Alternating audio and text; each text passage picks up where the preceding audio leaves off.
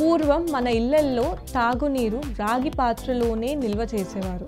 నిజం చెప్పాలంటే రాగి పాత్రల్లో నింపిన నీరు తాగడం వల్ల కలిగే ఆరోగ్య ప్రయోజకాలు అంతా ఇంతా కాదు. ప్రాచీనులు చాలా కాలం నుంచే ఆ విధమైన ఆరోగ్యపరమైన చిట్కాలను అనుసరిస్తున్నారు. ఆయుర్వేదం కూడా రాగి పాత్రల్లో నిల్వ చేసిన నీటి ప్రయోజనాలను పేర్కొంది. అంటే ఆయుర్వేదం ప్రకారం వాత కఫ దోషాల నుంచి బయటపడేందుకు రాగి పాత్రలో ఉంచిన నీటిని తాగడం మంచిదని చెబుతుంటారు.